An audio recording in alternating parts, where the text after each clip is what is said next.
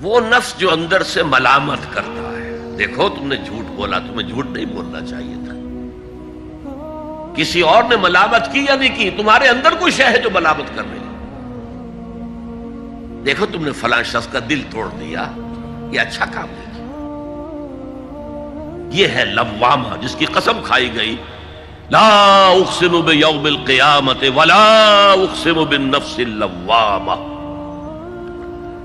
یہ نفس لوامہ ہر انسان میں ہے، اور جیسے ہمارے ظاہری وجود کے تقاضے ہیں، بھوک لگتی ہے، پیاس لگتی ہے، اسے کپڑے کی ضرورت ہے موسمی اثرات سے بچاؤ کے لیے، یہ جو مانوی شخصیت ہماری اندر ہے یہ بھی کچھ ڈیمانڈ کرتی ہے، اور انسان اپنے آپ کو مطمئن کرتا ہے، ریشنلائز کرتا ہے، ٹھیک ہے یہ تو خرابیاں ہیں، لیکن میں نے یہ کام بھی تو آخر کیے ہیں نا۔ یہ انسان کی ایک لازمی ضرورت ہے، اپنے ضمیر کو مطمئن کرنا۔ اب دیکھیے ہمارے ہاں کے مختلف طبقات میں مختلف تصورات ہیں نیکی کے جو رائج ہیں۔ ہمارے ہاں ایک مذہبی طبقہ ہے جس کے نزدیک اصل اہمیت ریچولز کی ہے، عبادات کی ہے، رسومات کی ہے، معاملات میں وہ دھوکہ دے رہے ہیں، سودا کر کے پھر گئے، ان کے دلوں میں نرمی نہیں ہے، سائلوں کو دھتکارتے ہیں، لیکن ایک اعتبار سے بہت دیکھیں، سودی کاروبار کرتے ہیں، ٹھیک ہے بھائی میں سودی کاروبار تو کرتا ہوں، میں نے مسجد میں تو بنوائی ہے، میں نے مسجد میں جھاڑ بھی تو لگوا دیا ہے، میں نے مسجد میں قالین بھی تو بچھوایا ہے۔ تو نیکی کا ایک تصور یہ ہے ہمارے یہاں، اس کے بالکل برعکس ایک تصور ہے جدید تعلیم یافتہ طبقات کا تصور۔ آپ نے بارہا سنا ہوگا گفتگو، بھائی اصل نیکی یہ ہے کہ کوئی کسی کو دھوکہ نہ دے، جھوٹ نہ بولے، وعدہ پورا کرے، اپنا فرض صحیح طور سے ادا کرے، کہیں ملازم ہے تو اپنے فرائض صحیح طور سے ادا کرے، باقی رہ گئی نماز روزہ یہ تو انفرادی باتیں ہیں، یہ کوئی کرتا ہے تو اپنے لیے نہیں کرتا ہے تو کوئی بات نہیں۔ یہ دونوں ایک دوسرے کے بالکل برعکس تصورات ہیں، اور یہ ہمارے معاشرے میں جدید تعلیم یافتہ طبقات کا تصور نیکی اور ہمارے قدیم علماء اور ان کے زیر اثر جو عوام ہیں ان کے تصور نیکی میں یہ زمین و آسمان کا فرق ہے۔ آپ کو معلوم ہے کہ اپنی جسم فروش عورتیں جو ہیں وہ بھی نیکی کا کوئی نہ کوئی کام کرتی ہیں۔ آپ دیکھیں گے محرم میں سیاہ کپڑے پہن کے جلوس کے آگے آگے جا رہی ہیں، سبیلیں لگا رہی ہیں، مختلف مزاروں میں جب عرس ہوتا ہے وہاں جاتی ہیں، دھمال کھیلتی ہیں، وہی سیاہ کپڑے پہن کے، وہ بھی اپنے آپ کو مطمئن کرتی ہیں۔ مشہور ہے ایک واقعہ شہنشاہ عالمگیر اورنگزیب کا، اس نے دلی میں گانے بجانے پر پابندی لگا دی۔ اب ظاہر بات ہے جن کا یہ پیشہ تھا ان کا دھندا ختم تو آمدنی ختم، لاکھ کوششیں کی لیکن اورنگزیب ٹس سے بس نہیں ہوا۔ تو انہوں نے ایک عجیب ترکیب کی، وہ دریائے جمنا بالکل ساتھ بہتا تھا، یہ قلعہ اس شکل میں بنایا گیا تھا، اب تو ذرا فاصلے پر، تو ایک کشتی میں وہ جمع ہو گئے، سازندے بھی اور ساز بھی، اور گاتے بجاتے ہوئے، انہیں معلوم تھا فلاں وقت جو ہے بادشاہ جھروکے میں بیٹھ کر دریا کی سیر کرتا ہے، وہاں سے گزرے اور ایک شعر گاتے ہوئے گزرے، در کوئے نیک نامی مارا گزر نہ دارند، گر تو نمی پسندی تقدیر قضارا۔ در کوئے نیک نامی، یہ نیکی جو ہے اس کے کوچے میں ہمارا گزر ہی نہیں ہے، در کوئے نیک نامی مارا گزر نہ دارند، یہ تو اللہ کی طرف سے فیصلہ ہے، اس کی مقرر کردہ تقدیر ہے۔ گر تو نمی پسندی تغییر کل قضارا، اگر تجھے پسند نہیں ہے تو تقدیر بدل دے۔ تو بادشاہ ہنس پڑا اور اس نے کہا کہ ٹھیک ہے بھائی، گانے بجانے کی حد تک تمہیں اجازت ہے۔ تو ہر ایک طبقے کا اپنا ایک تصور ہے نیکی کا۔ جیسے میں نے پہلے عرض کیا، بڑے بڑے ڈاکو جو ہیں وہ اپنے علاقے کے بیواؤں یتیموں کی سرپرستی کرتے ہیں، ویسے نہایت درندگی، سفاکی، انسانی جان کی کوئی حیثیت ہی نہیں۔ تو نیکی اصل میں کس شے کا نام ہے، کون سی چڑیا کا نام ہے، نیکی حقیقت میں کیا ہے، وہ ہے اس آیت کا مضمون۔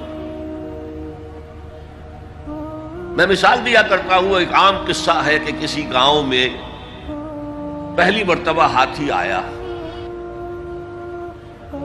اب وہاں نابینا لوگ جو تھے انہیں بھی پتہ چلا ایک عجیب جانور آیا ہے۔ وہ آئے اور کسی نے اس کی ٹانگ کو ٹٹولا، اس نے کہا ہاتھی ایک ستون کے مانند ہے۔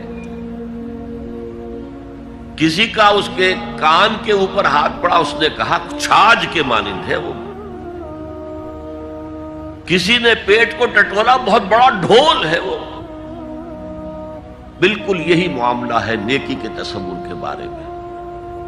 اڑائے کچھ ورق لالے نے، کچھ نرگس نے، کچھ گل نے، چمن میں ہر طرف بکھری ہوئی ہے داستان میری۔ کسی نے نیکی کا ایک حصہ لے لیا، کسی نے دوسرا لے لیا، کسی نے تیسرا لے لیا۔ وہ مکمل سراپا نیکی، حقیقی نیکی کس میں ہے، یہ ہے اس آیت کا مضمون۔ اب چوتھے نمبر پر یہ تمہیدی باتیں جو میں عرض کر رہا ہوں، اس آیت کا پس منظر کیا ہے جسے ہم کہتے ہیں شان نزول؟ کیا بحث چل رہی تھی جس میں ہدایت کے لیے یہ آیت نازل ہوئی؟ تو ذہن میں رکھیے کہ تحویل قبلہ اس آیت کا پس منظر ہے، شان نزول ہے۔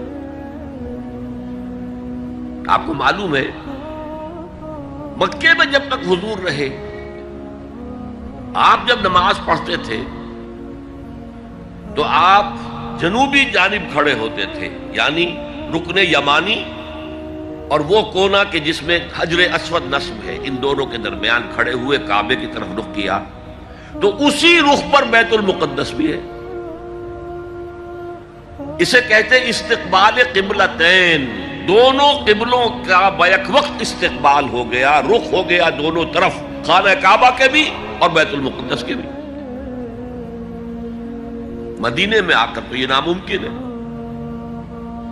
اب اگر کعبے کی طرف رخ کرو گے تو بیت المقدس کی طرف پشت ہو جائے گی، وہ شمال میں ہے، یہ جنوب میں ہے۔ اگر بیت المقدس کی طرف رخ کرو گے تو کعبے کی طرف پیٹھ ہوگی۔ لیکن آپ کو معلوم ہے کہ حضور نے 16 یا 17 مہینے مدینے آنے کے بعد بیت المقدس کی طرف رخ کر کے نماز پڑھی۔ اب ایک شکل تو یہ ہے کہ یہ حضور کا ذاتی اجتہاد ہو اور اس کو اللہ نے تسلیم کر لیا ہو کہ ٹھیک ہے، یہ بھی ممکن ہے۔ اسے تقریر کہتے ہیں اصطلاح میں۔ حدیث کس چیز کا نام ہے؟ حضور کا قول یا فعل یا تقریر۔ پہلی دونوں چیزیں تو آپ جانتے، قول اور فعل۔ یہ تقریر کیا ہے؟ حضور کے سامنے کوئی کام کیا گیا اور حضور نے نہیں روکا، تو امپلائڈ ہے اس کے اندر کہ یہ کام حرام نہیں ہے، حضور کے سامنے ہوا ہے، آپ نے روکا نہیں۔ تو اگر یہ ذاتی اجتہاد تھا تو تقریر ہو گئی اس کی اللہ کی طرف سے۔ لیکن زیادہ غالب پہلو یہ ہے کہ یہ اللہ کے حکم سے حضور نے کیا، اور یہ حکم وحی خفی کے ذریعے سے آیا، اس لیے کہ قرآن مجید میں اس کا ذکر نہیں ہے کہ اللہ نے حکم دیا ہو کہ اے محمد صلی اللہ علیہ وسلم اب آپ اور آپ کے ساتھی بیت المقدس کی طرف رخ کر کے نماز پڑھے، یہ نہیں ہے۔ تو یہ وحی خفی، وحی جلی، وحی خفی، دو قسم کی وحیاں حضور کو ہوتی تھی۔ نبی کے لیے تو وحی خفی بھی وحی جلی کے حق اسی کے حکم میں ہے، لیکن عام آدمی کا کوئی ولی اللہ بڑے سے بڑا ہو، اس کی بھی اس کا کشف، اس کا الہام حجت نہیں ہے دین میں۔ بہرحال یہ شاید حضور کو اللہ نے وحی خفی کے ذریعے حکم دیا۔ اس کا ایک بہت بڑا سیاسی فائدہ ہوا حضور کو، اور وہ یہ کہ مدینے میں آ کر آپ کا واسطہ پڑا یہودیوں سے۔ وہ بہت منظم تھے، تعلیم یافتہ تھے، بہت کلچرڈ تھے، ان کے ہاں فقہا تھے، ان کے ہاں مفتی لوگ موجود تھے۔ اگر فوری طور پر تصادم یہود کے ساتھ ہو جاتا تو حضور کے قدم مدینے میں جمنا آسان نہ ہوتا۔ یہ جب آپ نے بیت المقدس کی طرف رخ کر کے نماز پڑھی تو یہودیوں نے سمجھا چلو کوئی بات نہیں، یہ تو ہمارے کیمپ فالوورز ہیں، ہمارے قبلہ کا رخ کر رہے ہیں، لہذا فوری طور پر ان کی طرف سے کوئی مخالفت وہ پیش نہیں آئی، اور اس 16 مہینے میں حضور کو اپنے قدم جمانے کا مدینہ منورہ میں پورا موقع ملا، بلکہ پہلے 6 مہینے اس میں جو ہے بہت ڈیسائسو ہے۔ 3 کام آپ نے 6 مہینے میں کیے ہیں تو بالآخر بہت ہی زیادہ فیصلہ کن ثابت ہو۔ نمبر 1 یہ کہ آپ نے مسجد نبوی کی تعمیر کر لی، اب یہی مرکز ہے، یہی درسگاہ ہے، یہی خانقاہ ہے، یہی پارلیمنٹ ہے، یہی دارالمشاورت ہے، یہیں سے فوجیں تیار کی جا رہی ہیں، یہی وفود آ کر پیش ہو رہے ہیں، بہرحال ایک مرکز مہیا ہو گیا۔ نمبر 2 یہ کہ مہاجرین میں اور انصار میں مواخات، ایک مہاجر ایک Ansari, they were declared brothers، یہ تھی انٹیگریشن آف دی سوسائٹی۔ اور تیسرا کام آپ نے یہ کیا اسی دوران میں جس کا تعلق اس حکمت عملی کے ساتھ بہت گہرا بن جاتا ہے کہ یہود کو جکڑ لیا ایک معاہدے میں، میثاق مدینہ، کہ اگر مدینے پر کوئی باہر سے حملہ آور آیا تو ہم سب مل کر واحد امت کی حیثیت سے مدینے کا دفاع کریں گے۔ جوائنٹ ڈیفنس آف مدینہ کا پیکٹ ہو گیا، اور یہ چیز بھی حضور کی کامیابی میں بہت فیصلہ کن ثابت ہوا۔ تو اس اعتبار سے یہ تحویل قبلہ جب پھر ہوئی ہے، اور میں نے جو کہا تھا کہ اللہ نے ہی کوئی حکم دیا تھا وحی خفی کے ذریعے، وہ اس سے ثابت ہوتا ہے کہ نہ صرف بہت سے مہاجرین پر یہ بات شاخ گزر رہی تھی، خود حضور پر بھی شاخ گزر رہی تھی کہ میں پیٹھ کیے ہوئے ہوں کعبے کی طرف۔ چنانچہ قرآن مجید میں یہ آیا ہے قد نرا تقلب وجهك في السماء، اے نبی ہم آپ کے چہرے کا، نگاہوں کا آسمان کی طرف اٹھنا بار بار دیکھتے رہے ہیں۔ آپ منتظر تھے کہ وقت آئے، حکم آئے، وحی آئے اور میں رخ بدل دوں۔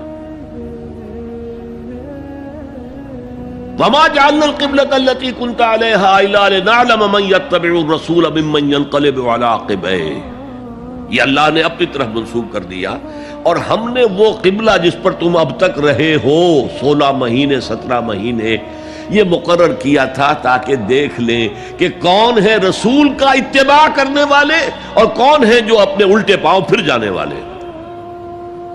کیا مطلب ہے اس کا؟ مہاجرین مکے سے آئے تھے، ان کے دلوں میں عظمت جو ہے کعبے کی وہ پلی ہوئی تھی اندر ٹھوک ٹھوک کر۔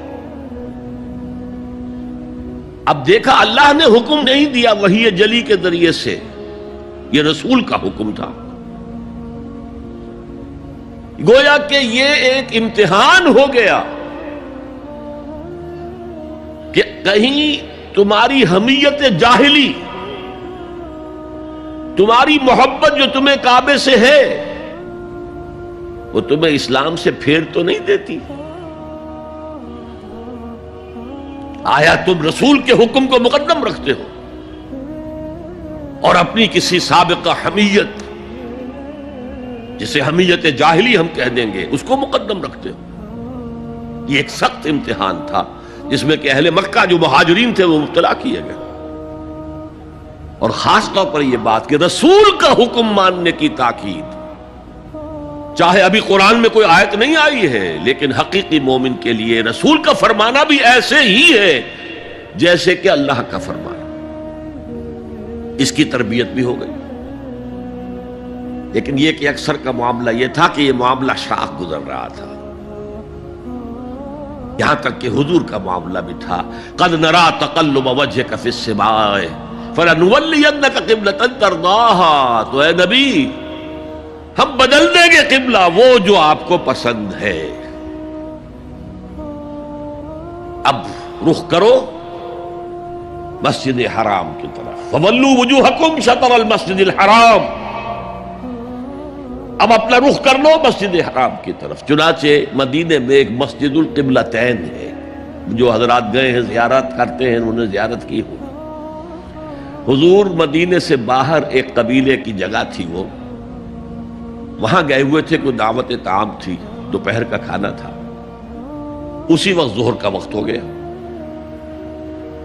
حضور نے جماعت کھڑی کی اور قبلہ جو ہے بیت المقدس، اسی نماز کے دوران یہ آیات وہی نازل ہو گئی، آپ نے فوراً رخ بدلا اور پوری جماعت نے رخ بدل لیا، اور اسی لیے اس مسجد میں دو قبلے ہیں، دو محرابیں ہیں، ایک شمال کی جانب بیت المقدس کی جانب، دوسری جنوب کی جانب یعنی مکہ مکرمہ کی جانب۔ اب یہ تحویل قبلہ جو ہے یہ ہے بات اصل میں سمجھنے کی، ایک بہت بڑے فتنے کی بنیاد بن گیا۔ فتنہ آزمائش کو کہتے ہیں اور فتنہ فساد کو بھی کہتے ہیں۔ فساد یہودیوں کی طرف سے شروع ہوا، یہ کیسا نبی ہے جس کا قبلہ ہی معین نہیں؟ ابھی یہ شمال کی طرف رخ کر کے نماز پڑھ رہا تھا اور اب اس نے جو ہے جنوب کی طرف رخ کر لیا، کیسا رسول ہے یہ؟ کیسا نبی ہے؟ حضور کے خلاف لوگوں کو بھڑکانے کا انہیں اب ایک موقع ہاتھ آ گیا، اور آپ کے علم میں ہے کہ اوس اور خزرج کے جو عوام ہیں وہ یہود کے بہت زیر اثر تھے، بہت زیر اثر تھے۔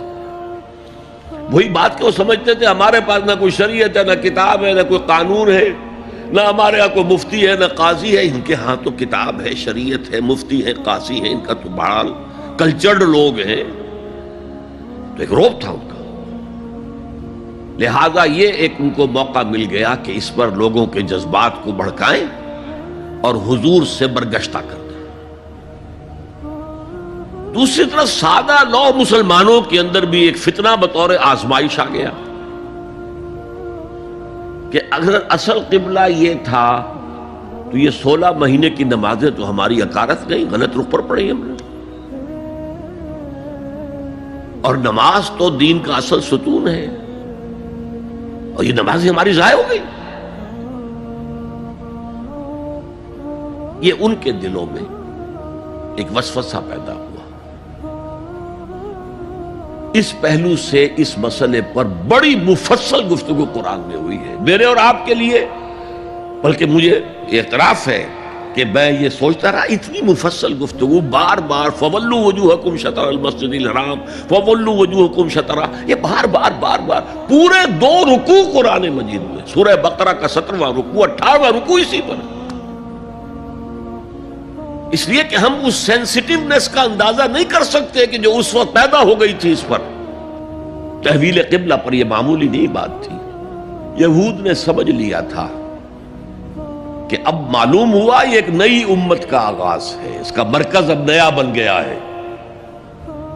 اب تک وہ سوچ رہے تھے کہ ہمارے ہی، چنانچہ ایک اور واقعہ ہوا تھا کہ یہ عاشورہ کا روزہ رکھتے تھے یہودی۔ حضور نے پوچھا کیوں رکھتے ہو 10ویں محرم کا روزہ؟ انہوں نے کہا کہ اصل میں ہمیں جو نجات ملی تھی فرعون سے، اور فرعون کو جو غرق کیا گیا تھا لاؤ لشکر سمیت، وہ 10 محرم کو ہوا تھا، ہم شکرانے کے طور پر روزہ رکھتے ہیں۔ حضور نے فرمایا کہ موسیٰ کے تو ہم تم سے زیادہ مستحق ہیں، لہذا مسلمانوں کو حکم دیا کہ تم بھی 10ویں محرم کا روزہ رکھا کرو۔ اب یہ چیزیں ایسی تھیں کہ جس سے وہ پیسیفائیڈ تھے ایک طرح سے کہ نہیں یہ کوئی نئی چیز نہیں ہے، یہ ہمارے کیمپ فالوورز، بلکہ حضور نے فرمایا تم 2 روز کا روزہ رکھو، 9ویں محرم کا بھی 10ویں کا۔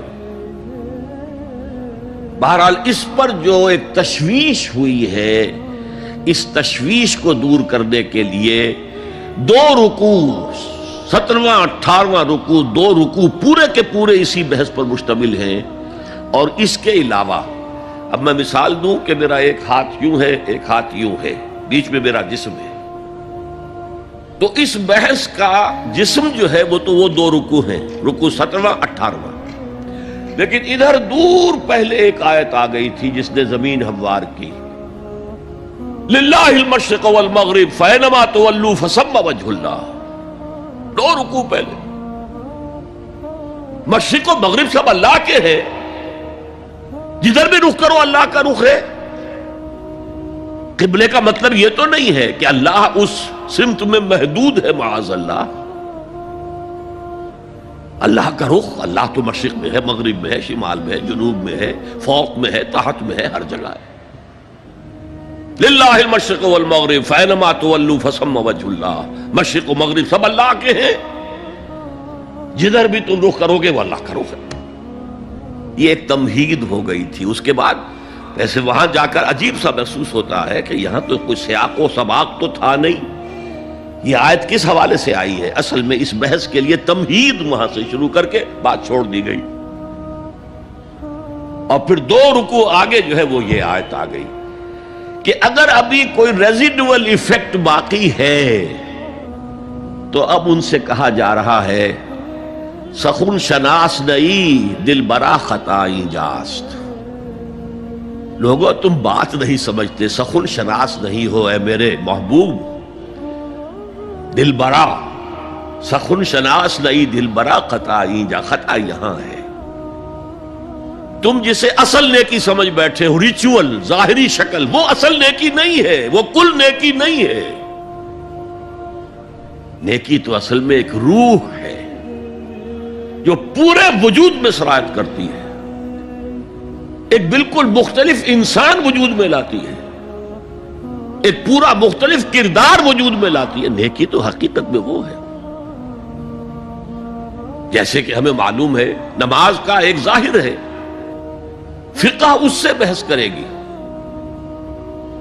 لیکن اصل نماز آپ کو اللہ کی حضوری کا شرف حاصل ہوا، کچھ حضور قلب میسر آیا، کوئی خشوع و خضوع ہوا، کوئی اللہ کے ساتھ مخاطبت اور مکالمے کی صورت پیدا ہوئی؟ کیا تم نے جب سجدہ کیا تو محسوس کیا کہ تم نے اپنے رب کے قدموں پر اپنا سر رکھ دیا ہے؟ اگر یہ نہیں ہے تو ٹھیک ہے، فقہی نماز ادا ہو گئی، اصل نماز تو ادا نہیں ہوئی، نماز کی روح تو تم نے نہیں پائی۔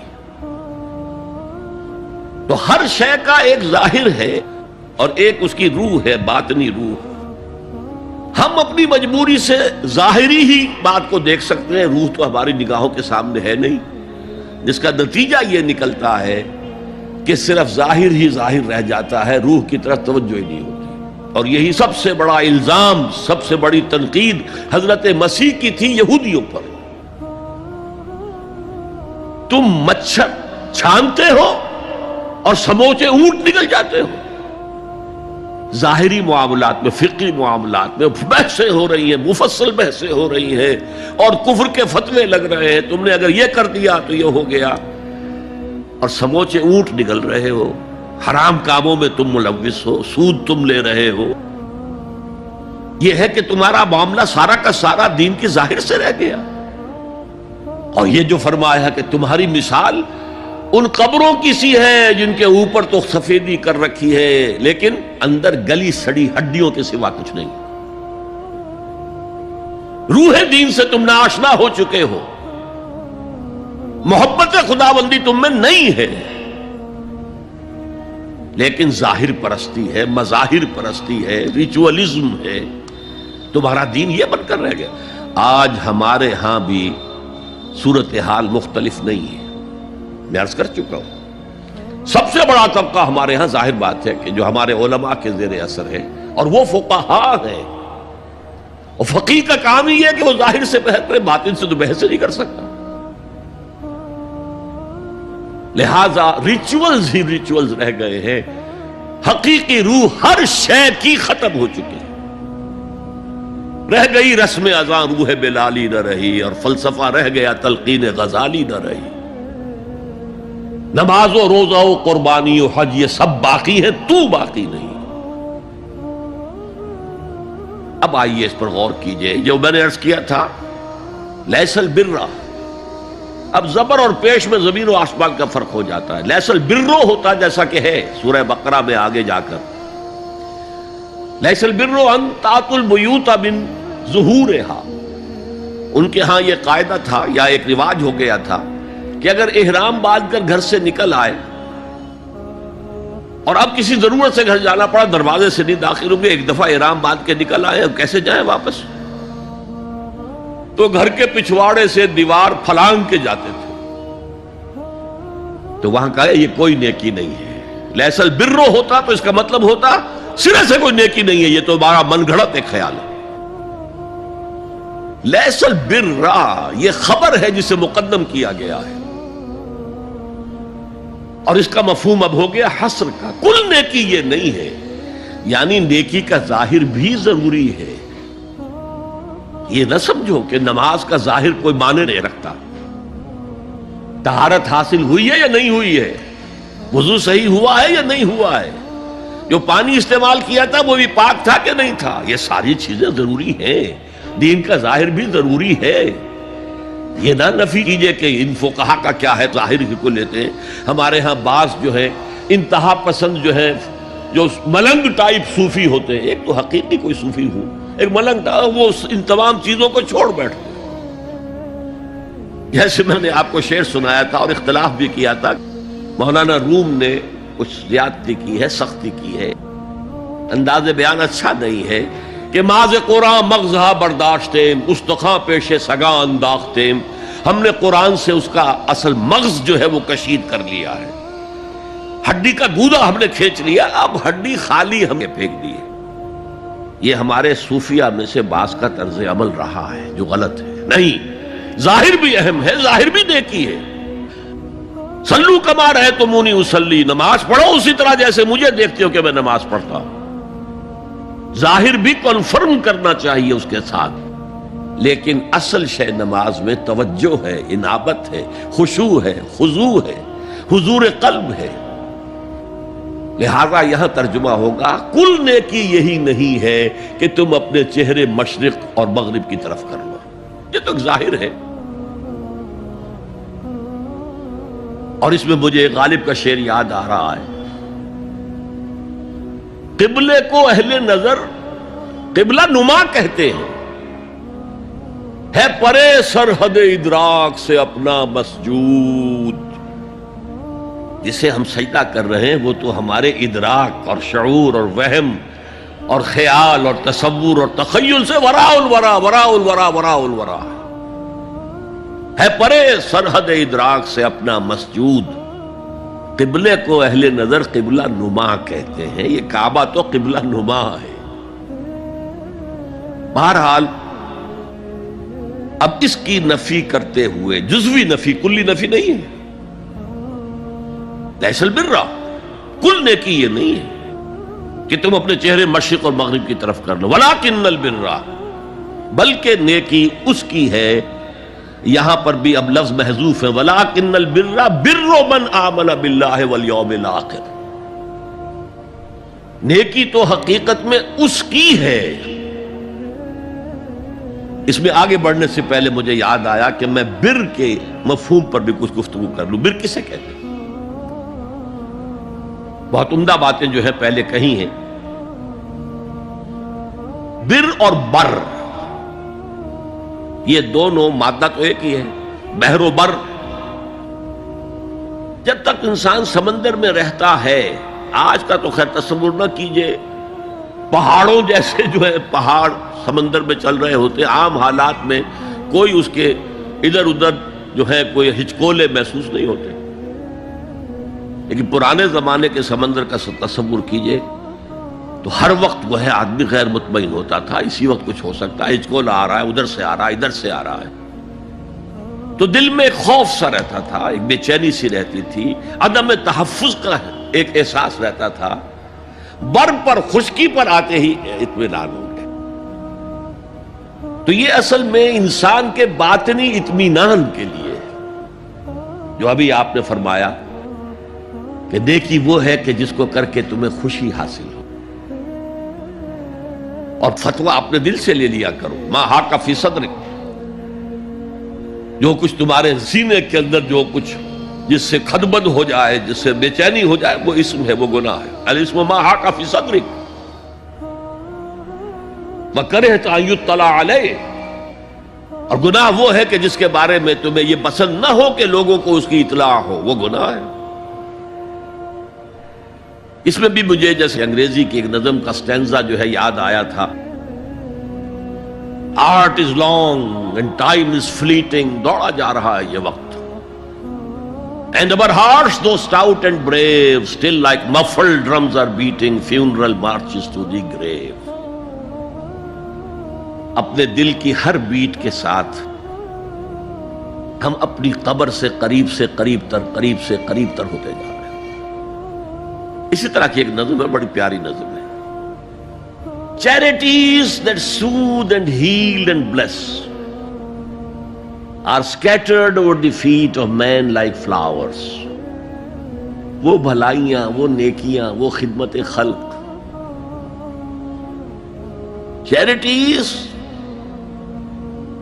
which soothe and bless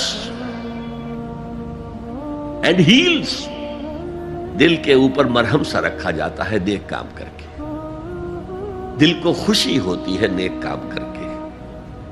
Charities that soothe and heal and bless are scattered over the feet of men like flowers. یہ تو ان پھولوں کے مانند ہے جو انسان کے قدموں میں پڑے ہوئے ہیں، جس کو چاہے اٹھا لے، جو چاہے اٹھا لے.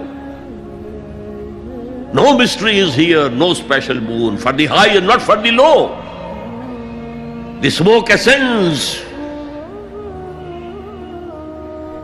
as high from the hearth of a humble cottage as from that of a haughty palace. دھواں اٹھتا ہے تو ایک کٹیا میں جو چورا جل رہا ہے اس سے بھی اٹھے گا تو جائے گا اوپر، اور محل کا کوئی بہت بڑا کچن ہے تو اس سے بھی اٹھے گا تو اوپر جائے گا. لہذا یہ غریب اور امیر کا فرق نہیں ہے، ہر شخص اس نیکی میں سے حصہ لے سکتا ہے. تمہارے پاس ایک روٹی تھی، تم نے آدھی دے دی کسی مانگنے والے کو، تمہارا حصہ ہو گیا، بہت بڑا حصہ ہو گیا. اور کسی بڑے امیر آدمی نے 150 جو ہے مسکین کو کھانا کھلا دیا، وہ اس کے قریب بھی نہیں آ سکے گا اجر و ثواب کے اعتبار سے اس شخص کے کہ جس کے پاس ایک ہی روٹی تھی اور اس نے آدھی دے.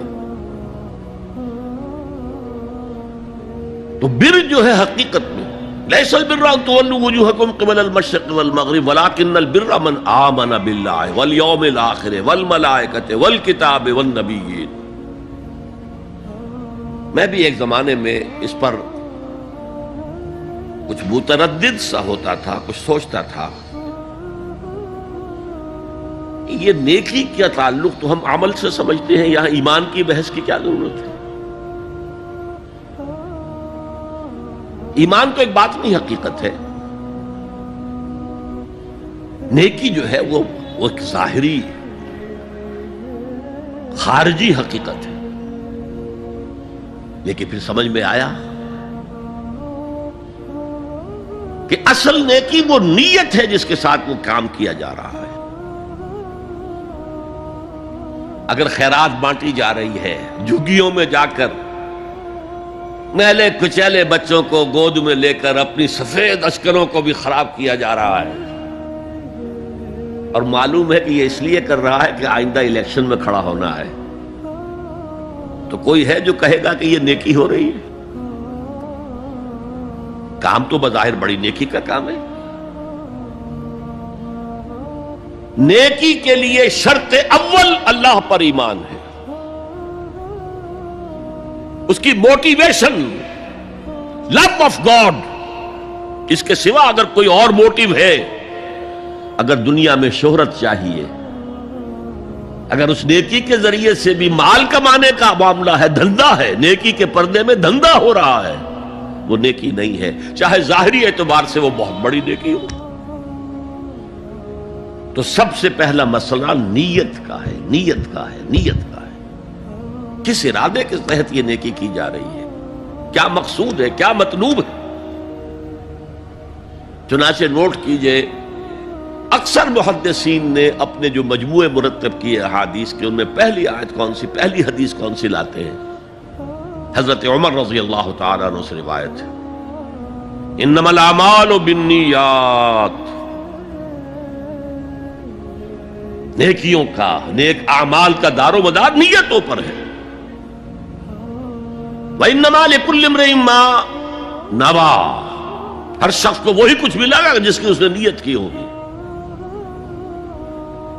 فمن كانت ہجرته الى اللہ ورسولہ فہجرته الى اللہ ورسولہ، جو کوئی ہجرت کر رہا ہے، مکے میں گھر بار چھوڑ کر جا رہا ہے، اپنے وطن کو ترک کر کے جا رہا ہے مدینے کی طرف، صرف اللہ اور رسول کے لیے، اس کی ہجرت اللہ اور اس کے رسول کے لیے۔ ومن كانت ہجرته للدنیا يصيبها، اور اگر اس شخص کی ہجرت دنیا کے لیے ہے کہ اس کو حاصل کر لے۔ مثلا میں دیتا ہوں مثال، ایک مسلمان تھا، اس کا کوئی کاروبار تھا، اس کے خریدار مسلمان ہی تھے، وہ جا رہے ہیں، اب کیا کرے گا؟ مشرکوں نے سو تو اس کا سامان نہیں لینا، اب وہ بھی چلے جا رہے ہیں۔ یہ اللہ کو معلوم ہے کہ اس کے ہجرت کا اصل سبب کیا ہے، ہم نہیں طے کر سکتے، لیکن اللہ کے ہاں جو کھاتا کھلا ہوا ہے، اس کی یہ ہجرت جو ہے اللہ اور اس کے رسول کے لیے شمار نہیں ہوگی۔ وَمَنْ كَانَتْ هِجْرَتُهُ لِدُنْيَا يُصِيبَهَا أَوْ امْرَأَةٍ يَنكِحُهَا، یا کسی عورت کے لیے ہو کہ اس سے نکاح کرے، کسی خاتون سے وہ شادی کا خواہش مند تھا، وہ خاتون ہجرت کر کے مدینے چلی گئیں، اب یہ بھی باندھے کچے دھاگے سے بندھے ہوئے چلے جا رہے ہیں، تو یہ تو در حقیقت اس عورت کے کھاتے میں ہجرت جائے گی، اللہ اور اس کے رسول کی ہجرت میں نہیں۔ تو اصل شے یہ ہے، نیکی کا وہ کام جس کا ظاہر بھی نیکی کا ہو اور باطن بھی ہو، کہ موٹیویشن صرف اللہ کی رضا ہو، اللہ کی محبت اور اللہ کی رضا کا حصول، یہ ہے پازیٹو موٹیو۔ ایک نیگیٹو سائیڈ بھی ہے، سب لوگ ذہنی اعتبار سے اتنے بلند نہیں ہوتے کہ اللہ کی محبت وہی اصل محرک بن جائے۔ یہی وجہ ہے کہ حضور نے اس کو صلی اللہ علیہ وسلم کمال ایمان سے تعبیر کیا ہے، من احب للہ وابغض للہ وعطا للہ ومنع للہ فقد استکمل الایمان، جس نے کسی سے محبت کی تو اللہ کے لیے کی، کسی سے نفرت اور بغض رکھا تو اللہ کے لیے رکھا، کہ اللہ کو اس سے نفرت کرنا پسند ہے، اور کسی کو کچھ دیا تو اللہ کو خوش کرنے کے لیے دیا، اور کسی سے کچھ چیز روکی تو صرف اس لیے کہ اللہ کو اس کا روکنا پسند ہے، تو اس شخص نے اپنے ایمان کی تکمیل کر لی۔ اگر اس کا موٹیو خالص ہو گیا ہے اللہ کی محبت اور اللہ کی رضا کا حصول، تو اصل میں نیکی ہے، ورنہ چاہے بظاہر کتنی ہی بڑی نیکی نظر آئے، وہ نیکی نہیں۔ لیکن جو لوگ اس حد تک نہ پہنچ پائے ہوں، استکمال ایمان تک، تکمیل ایمان تک، تو ان کے لیے ایک اور موٹیو بھی ہے، والیوم الآخر، قیامت کا دن، جزا و سزا کا یقین، اللہ کا خوف، آخرت کے محاسبے کا خوف۔ خوف بھی ایک بہت بڑا موٹیو ہے، بہت بڑی موٹیویٹنگ فورس ہے۔ اب میں یوں کہوں گا کہ اگر کسی عمل کا محرک ہے صرف اللہ کی محبت، اس کی رضا کا حصول اور آخرت کی نجات، تو وہ نیکی ہے۔ اگر یہ نہیں ہے، کوئی وطن پرست ہے، وطن کی محبت کی وجہ سے کوئی نیک کام کر رہا ہے، اس کا وہ کام وطن پرستی کے کھاتے میں جائے گا، خدا پرستی کے کھاتے میں نہیں جائے گا۔ کوئی قوم پرست ہے، اپنے قوم کی محبت میں کچھ کر رہا ہے، تو اس کا وہ نیک کام قوم پرستی کے کھاتے میں جمع ہوگا، خدا کی پرستش کے لیے نہیں۔ یہ ہے موٹیو کا فرق، اور یہ ہے موٹیو کی اہمیت، اور اس کا تعلق ہے ایمان باللہ اور ایمان بالآخرہ سے۔ ایک حدیث میں حضور نے فرمایا کہ قیامت کے دن سب سے پہلے 3 اشخاص کا معاملہ پیش ہوگا۔ ایک وہ تھا کہ جو اللہ کی راہ میں جنگ کرتا ہوا مارا گیا تھا، دنیا میں شہید سمجھا جا رہا تھا۔ ایک وہ تھا جسے اللہ نے علم بہت دیا تھا اور اس نے علم کو پھیلایا، خوب پھیلایا۔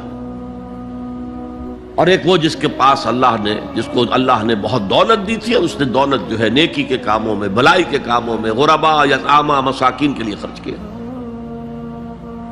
اب اللہ پوچھے گا ان شہید صاحب سے کہ دیکھو میں نے تمہیں صحت دی تھی، جسمانی قوت دی تھی، تم نے کیا کیا؟ وہ کہے گا اے اللہ میں نے تیرے لیے قتال کیا اور اپنی جان دے دی۔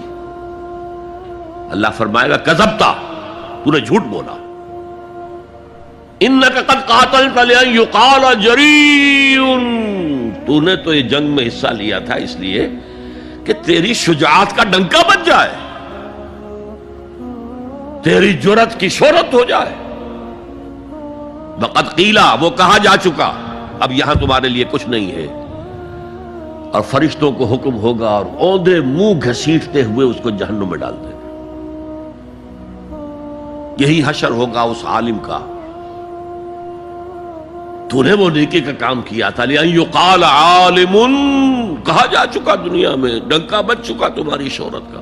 اب اس میں نوٹ کیجئے، اگر کسی عالم کے علم کا ڈنکا بج جائے، اس کی اپنی نیت وہ نہیں تھی تو اس کے اندر کوئی خرابی نہیں ہے۔ یہاں معاملہ نیت کا ہے۔ اگر نیت یہ ہو کہ میرے علم کی شہرت ہو جائے، میرے ہاتھ چومے جائیں، مجھے نذرانے پیش کیے جائیں، تو پھر وہی حشر اس کا ہوگا کہ اوندھے منہ گھسیٹ کر جہنم میں ڈال دیا جائے۔ یہی حشر اس سخی کا ہوگا جس نے سخاوت کی تھی، جس کی سخاوت کے ڈنکے بج گئے تھے، اس کا بھی یہی حشر ہوگا۔ تو انما الاعمال بالنیات، اور یہاں نیکی کی بحث میں سب سے پہلے ولکن البر بر من آمن باللہ والیوم الآخر۔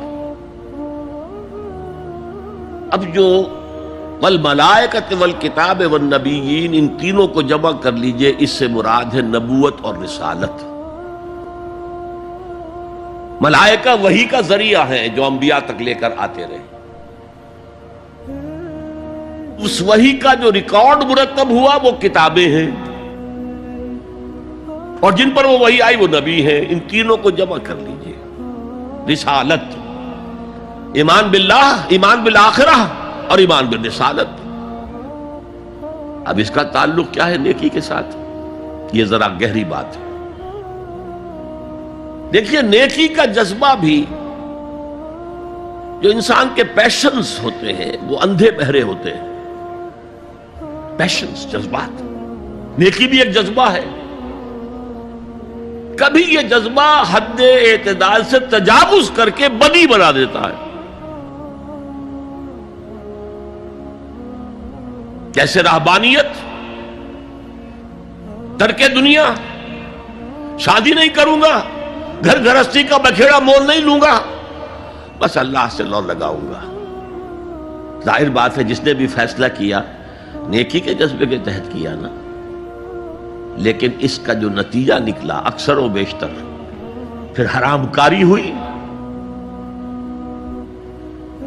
آپ عیسائیت کی جو ہے ہسٹری آف کرسچین موناسٹسزم، اس کا مطالعہ کیجئے، انہوں نے خود لکھا ہے کہ بظاہر راہب خانے ہیں، راہب اور راہبائیں رہتی ہیں، اور ان کے تہخانوں میں حرامی بچوں کے قبرستان ہو جاتے تھے۔ یہ نیکی کے جذبے نے بدی کو جنم دیا ہے۔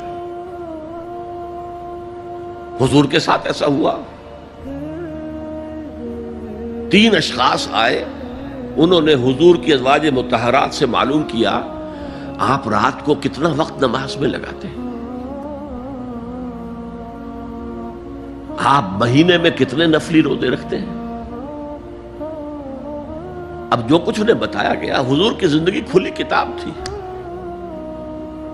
بتا دیا گیا اتنا عرصہ جو ہے آپ رات کو تہجد پڑھتے ہیں، بتا دیا گیا مہینے میں اتنے روزے رکھتے ہیں۔ انہوں نے اسے کم سمجھا، فتقالوہا، قلیل سمجھا کہ یہ تو زیادہ نہیں ہے، ہمارا تو خیال تھا کہ آپ ساری رات ہی کھڑے رہتے ہو.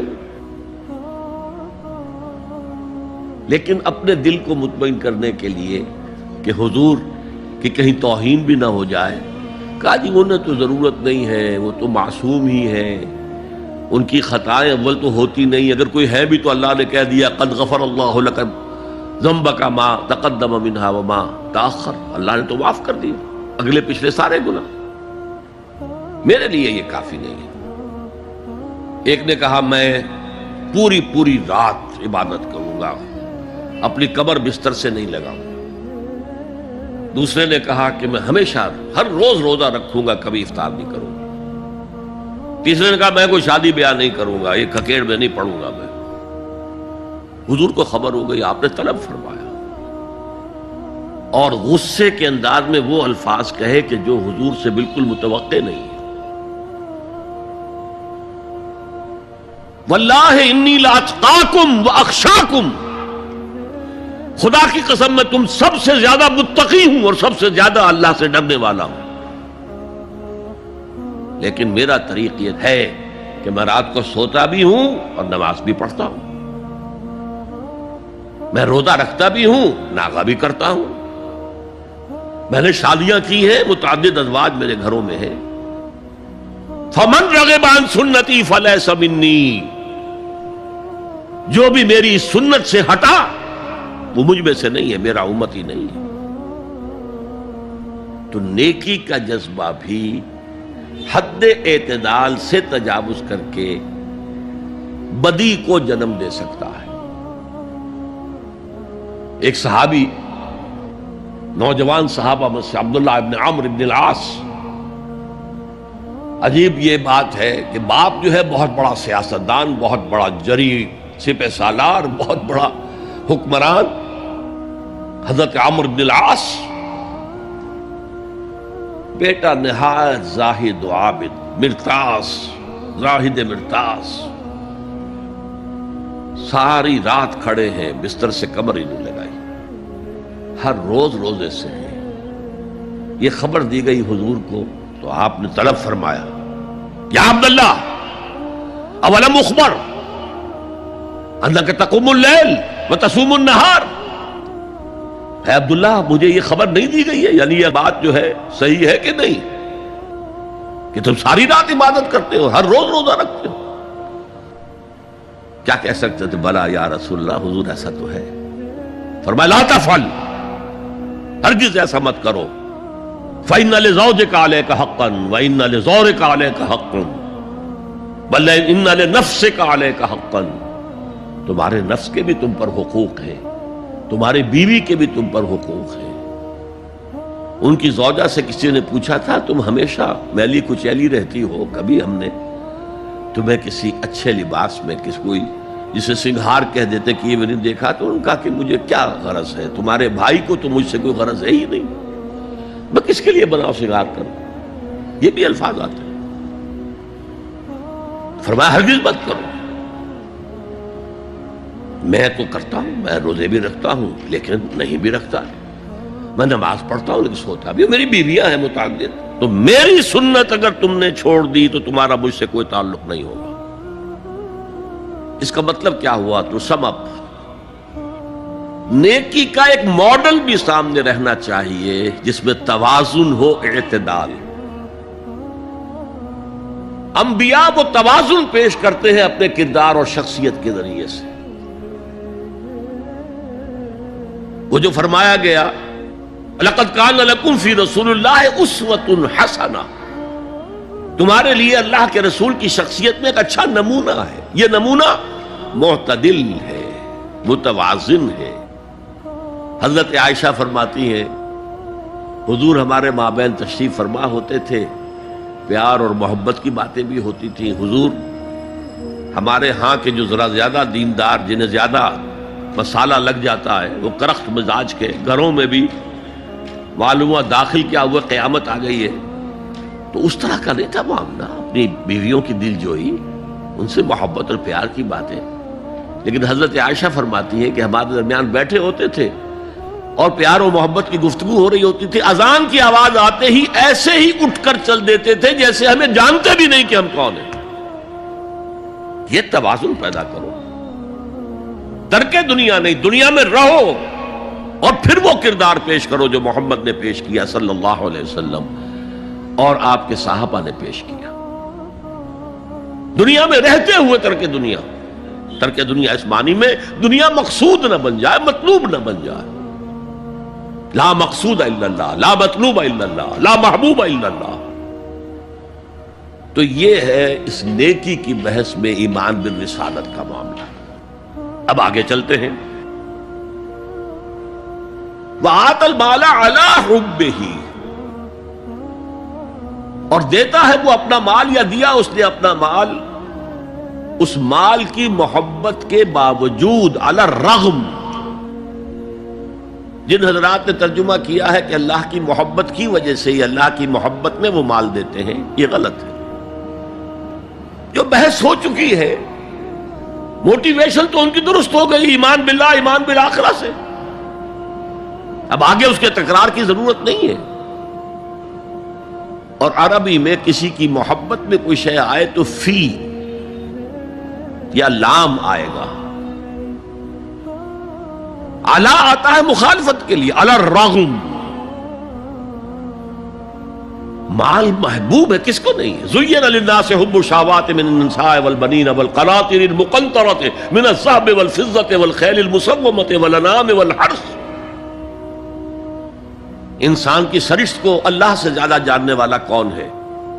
وہ فرما رہا ہے، سورہ آل عمران کی آیت ہے، مزین کر دی گئی ہے انسانوں کے لیے محبت بیویوں کی، بیٹوں کی، اور ڈھیروں مال کی، سونے کی اور چاندی کی، اور گھوڑے وہ کہ جو پیڈگری والے ہوں اور جو بہت اعلیٰ نسل کے ہوں، خیل المسومہ، نشان زدہ گھوڑے، اور مال ہو، بھیڑیں بکریوں کو گلے کے گلے ہوں، اور گائے اور بیل ہوں، اور یہ ساری چیزیں محبوب ہیں۔ اس محبت کے خلاف عمل کرتے ہوئے مال خرچ کرنا تبھی تو مجاہدہ ہے۔ تو جیسے اردو میں ہم علی الرغم کہتے ہیں، علی الرغم، باوجود اس کی محبت کے وہ خرچ کرتے ہیں۔ اب یہاں جو اصل نوٹ کرنے کا نقطہ ہے وہ کیا ہے؟ دیکھیے، اسلام کا جو نظام ہے دنیاوی، اس میں ایمان کے بعد پہلی شے نماز ہے۔ وہ جو کہا گیا ہے کہ قیامت کے دن سب سے پہلا محاسبہ نماز کا ہوگا، اور جب ہماری مسجدوں کے اندر لکھے ہوتے تھے فارسی کے اشعار، روز محشر کے جان گداز بود، اولی پرسش نماز بود،